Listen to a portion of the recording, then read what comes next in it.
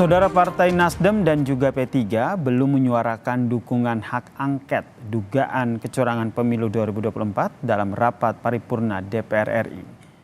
Ketua DPP Partai Nasdem Sugeng Suparwoto menyatakan hak angket masih menunggu hasil resmi rekapitulasi suara di KPU. Hal yang sama juga disampaikan oleh anggota DPR dari fraksi P3 Ahmad Badawi yang menyebut bahwa P3 juga belum menggelar rapat untuk menentukan sikap terkait dengan hak angket karena beberapa kader masih mengawal suara di daerah. Kalau dari Nasdem baru akan bersikap setelah 20 Maret. Setelah 20 Maret, setelah kita betapapun menghormati penghitungan KPU ini, penyelenggaraan pemilu. Selain menunggu hasil pemilu itu juga menunggu sikap PDI Perjuangan. Enggak. Tolong garis bawahi. Tanpa PDI pun Nasdem akan mengambil jalan atau akan mengangkat. Angket itu hak politik. Ada hak menyatakan pendapat, hak angket dan hak interpelasi. Pilihan ini kan belum ditentukan mana yang diambil. Kan belum. Fraksi-fraksi juga belum bersikap. Kami pun belum melakukan rapat internal. Insya Allah dalam waktu dekat akan kita kabari kalau sudah bersikap. Karena anggota masih ngawal rekapitulasi suara di tingkat kabupaten dan provinsi supaya nggak hilang. Lantas apakah sikap dari dua parpol pendukung paslon nomor urut 1 dan nomor urut 3 yaitu Nasdem dan juga P3 yang belum menyuarakan hak angket kecurangan pemilu adalah bagian dari strategi politik mereka?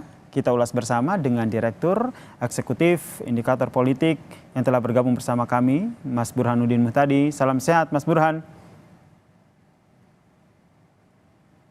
Salam sehat Mas Burhan.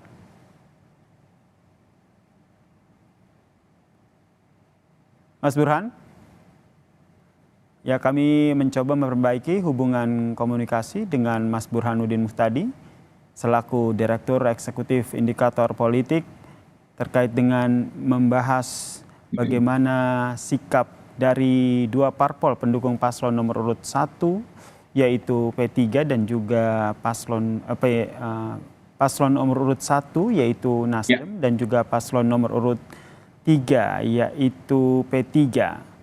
Salam sehat Mas Burhan. Salam sehat Yasir. Nah Mas Burhan, ini seperti apa Anda melihatnya ini? Tadi kalau kita lihat nih ternyata ada Nasdem dan juga P3 yang ternyata belum secara lantang begitu menyampaikan ataupun menyuarakan hak angket mereka terkait dengan dugaan kecurangan pemilu.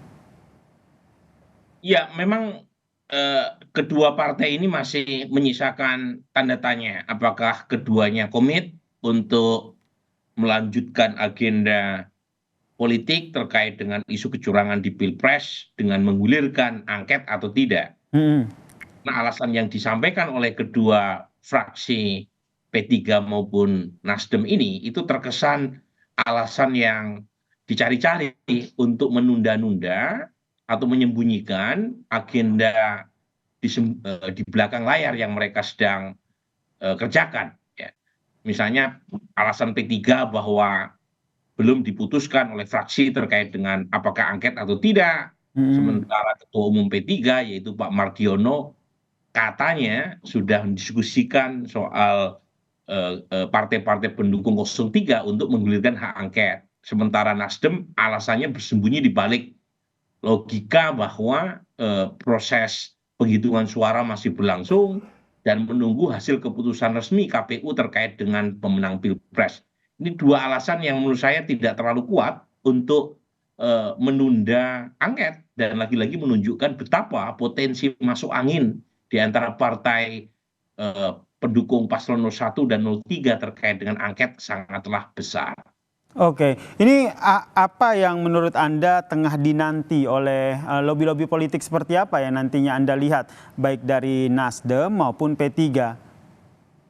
Terutama Nasdem ya, karena Nasdem punya kursi jauh lebih banyak ketimbang P3 dan kita tahu ya sudah ada komunikasi yang sangat intensif bahkan terpotret oleh media pertemuan antara Surya Paloh dan Presiden Jokowi pasca Pilpres. Jadi meskipun keduanya membantah ya pembicaraan berkaitan dengan hak angket, tetapi pertemuan itu sendiri menunjukkan sesuatu, Yasir, yaitu Nasdem membuka opsi untuk bergabung dengan pemerintahan pasca Jokowi jika Prabowo Gibran unggul. Anda melihatnya ini ada kaitannya sehingga akhirnya Nasdem hari ini tidak secara lantang begitu, tidak seperti partai yang lain yang menyuarakan hak angket. Sebenarnya Nasdem sudah mengirim sinyal terutama kepada Ibu Mega dan PD Perjuangan untuk menseriusi agenda angket. Dan sinyal itu langsung disampaikan oleh Surya Paloh. Sinyal itu kira-kira kalau PD Perjuangan serius, mbok ya ada omong-omong pembicaraan antara Surya Paloh dengan Ibu Mega. Jadi kita tahu bahwa hubungan Ibu Mega dengan Pak Surya Paloh tidaklah mulus dalam beberapa tahun terakhir, terutama sejak 5 tahun yang lalu. Jadi frozen. Nah, hubungan itu yang kemudian mengganggu ya komunikasi politik terkait dengan angket ini. Sementara saat yang sama Presiden Jokowi begitu hangat ya, menyambut Surya Paloh, meskipun Surya Paloh mengusung calon presiden yang kemungkinan besar kalah. Jadi masalah hubungan ini turut mempengaruhi kenapa kemudian Nasdem sepertinya wait and see terkait dengan angket. Karena sampai sekarang sinyalnya untuk bertemu dengan Ibu Mega itu belum juga disambut secara antusias oleh Ibu Mega.